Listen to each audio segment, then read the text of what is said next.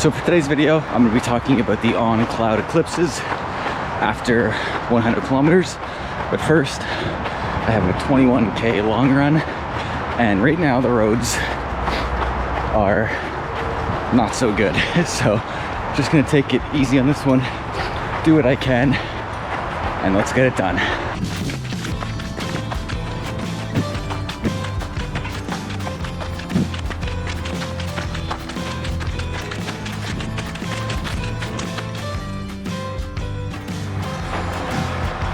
All right, 5K done, 25 minutes in.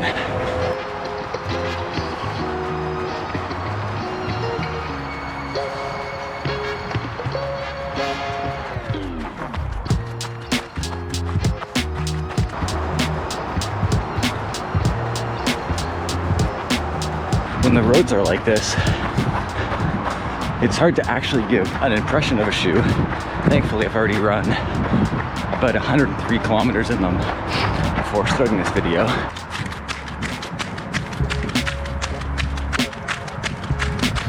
It honestly feels like double the effort to run when the roads are like this. There's 10K in about 51 minutes, which means I'm close enough to the halfway point, so I'm gonna have this gel now.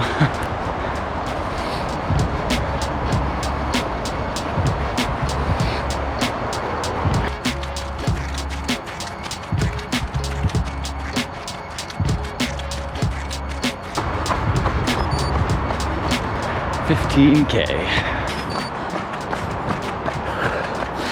And there it is, 21K. So today I'm going to talk about the On Cloudeclipses after 100 kilometers.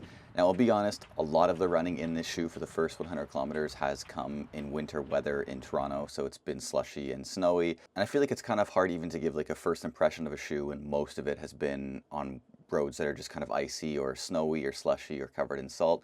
But overall, I'll talk about how I feel about them so far, what I think is good about them, what I think is just okay about them, and what I think is bad about them. But before that, if you guys are enjoying this video, please feel free to like and subscribe. Most of what I do on this channel so far is just documenting myself while running and just giving my thoughts and opinions on certain things that relate to running. Anyway, so now I'll get back to my thoughts on the On Cloudeclipses. So we'll start with the good things about this shoe, and to be honest, there's quite a few. I'd say that there's more good things about this shoe than there are bad. Overall, On is kind of marketing the shoe as a daily trainer. I guess a max cushion daily trainer. So I'm going to try to kind of do my best to say if I feel like it actually achieves that goal. So with that being said, the first thing I'll talk about is the foam, kind of the midsole here. Overall, I think it does exactly what it says it's going to do. These little pockets actually do really compress when you step down on them. I don't know if you necessarily feel that while running, but it certainly feels like it's got a pretty good pop to it. It feels like it's pretty responsive. I will say that the overall foam is pretty firm. I do prefer that. When I was kind of newer into running, I used to think I didn't like a firm midsole, but as I've kind of grown as a runner, I'm learning that I do prefer a midsole that's firmer, because what I find is that when you have a midsole that is firmer, it typically means that you can use the shoe for more than one thing. It will work more for a mixture of paces, as opposed to if it's like really mushy, it's usually only going to work for like a recovery or easy day shoe.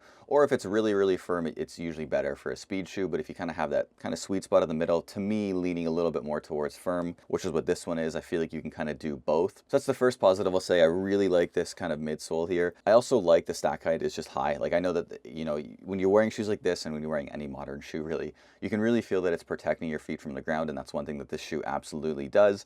Another positive about the shoe is this upper. I gotta say that one thing I can speak on running with it in the winter is that it is surprisingly breathable and warm. When you get water on top of the shoe, your foot doesn't get soaked right away, which is kind of crazy. I don't know how that's going to be in the summer, but right now in the winter, it seems to actually be doing a pretty decent job at keeping my foot kind of warm and dry, to be honest. Like my foot really hasn't gotten soaked so far in this shoe. But yeah, I guess in the summer we'll see how it feels. But right now in the winter, it does feel nice. It is keeping my foot warm and comfortable, and it's definitely keeping my foot from getting wet. Also, that stack height does help when it comes to keeping my foot from getting wet, because it's not usually anywhere near the ground. Another really positive about the shoe, and something that I think is kind of being forgotten lately when it comes to modern shoes, is it's nice and light. I think a lot of kind of modern shoes lately have kind of lost that lightness to them, and I think shoe brands like Hoka really started this kind of max stack height that were light, and a lot of companies were doing that at first, and now I feel like we're shifting away and we're forgetting that we want to keep them light. We want the stack height, but we also want the shoe to be light.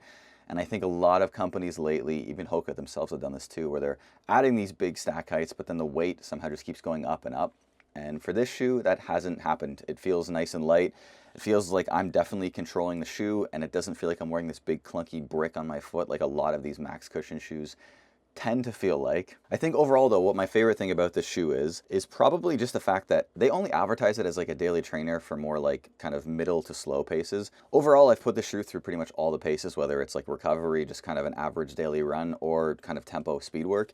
And honestly, at speed work, it felt better than most other paces. I think that kind of goes to the foam being firm. Typically, when I find the firmer foam is, the more you give to it, the more it will give back. That's just, I don't know if I'm right on that, but that's just what feels right. So with the way this shoe works, I feel like when I run fast, it's giving a lot more back than when I'm running kind of slow. Not to say it's not giving back when I'm running slow, but just it's obviously going to be giving less back because I'm putting less energy into it. The speedboard is nice, but the speedboard is going to kind of take me into a little bit more of the negatives. When I run, I don't necessarily feel like the speedboard is doing a whole lot. Maybe it is, maybe it's more stabilizing the shoe, but I don't feel it in there. It's obviously kind of stabilizing the shoe a bit. But the reason that I'm saying that it's kind of more of a negative is because, I don't know if you can see here, it is really, really close to the ground, like almost touching the ground. It's like a millimeter away from the ground. And the problem with that is when you're running on really any road that's not super flat and perfect, it's going to have little rocks. And right now in the winter in Toronto here, we have salt everywhere on the road. And you can see, I don't know if you can see here, but it is getting really, really, really beaten up by the salt and the rocks in the road, and it's loud. When you're running and you don't come across like smooth concrete, and you can hear all those little rocks clipping and banging it. I don't know if you can hear that, but I think that's the speedboard. I know it's the speedboard hitting little rocks and little grains of salt, I think. So hopefully it's okay. Hopefully it doesn't damage it. So that's kind of my fear with it, is how long it's going to hold up for. And I was looking at it the other day, and now looking at both here, I can already see this speedboard here has like a little bit of a bend to it that this one doesn't. Like, you probably can't see it on the camera, but right here, the speedboard is pretty much in perfect shape. And here, there's like a little bit, I don't know if you're going to be able to see it there in the camera, but a little bit of kind of like a dent in it.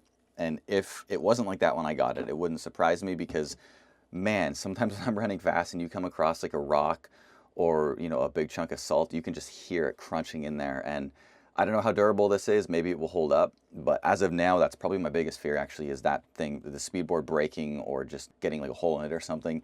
But yeah, in terms of negatives, I feel like that's pretty much it. The grip has been okay, considering you can see it looks pretty flat. And I'm running in the winter, so I feel like it's not really fair to like talk about grip.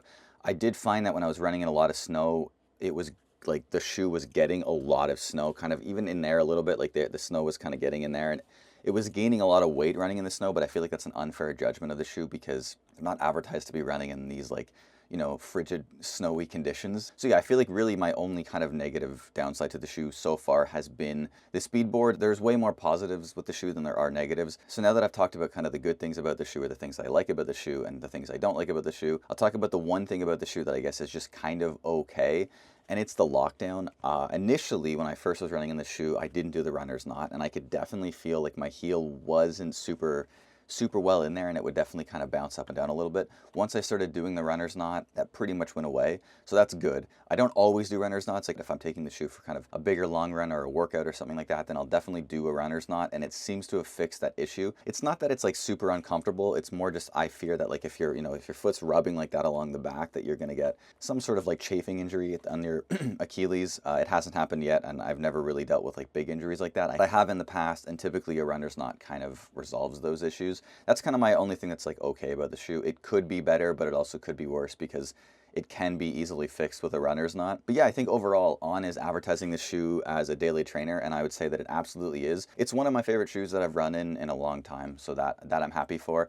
Coming into this training block, I was between a few shoes that I wanted to buy. The other one was a Saucony Triumph 22, and yeah, because I really like the 20, and I wanted a shoe kind of like that, where it's kind of light, but it kind of just does everything, but it leans more in the max cushion side, and that's pretty much exactly what this one does, but I think it's actually lighter, so that's great. Comparing this to the 20, the Saucony Triumph 20, and this, which I feel like are pretty similar shoes, I would probably lean That's the thing. I feel like I would probably lean towards this one just because it's a little bit lighter, but the durability and the overall just foam of that Saucony Triumph is just so good that it would be tough for me to say that I maybe would even choose this one completely over that one, because that one is just such a good shoe. But that's not what this video is about. I just want to talk about another shoe that I feel like kind of is in the same category as this shoe, which would be the Triumph series. So with all that being said, what am I going to use this shoe for? I'm going to use it for exactly as what On advertises it as to be used for, as a daily trainer. That's also going to be a long run shoe, a recovery shoe, an easy shoe, and also probably a little bit of speed work, to be honest, especially early in a training block when you're not trying to go too crazy and you just kind of want to introduce some speed into your legs. I feel like it's a good shoe to do that, and that's what I'm going to do it for. I've already put down some long run workouts in the shoe, some long runs in the shoe. I've done some strides. I've done a little bit of interval work when I first got the shoe, and it's been holding up honestly for all the paces. So yeah, I guess to overall summarize,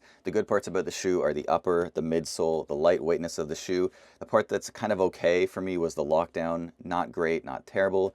For me, really the only negative so far is the speedboard being just a little bit low to the ground. It makes it kind of loud, and it adds a bit of fear for me in terms of durability. But who knows, that could still hold up over time. I'm only 100 kilometers in, and I feel like it's definitely showing a lot of wear, that speedboard, whereas almost nothing else is. The shoe almost looks brand new, except for that speedboard looks like it's been through some stuff. So yeah, we'll see how that holds up. That's really my only negative about the shoe so far. But with all that being said, I hope you guys enjoyed, and thank you for watching.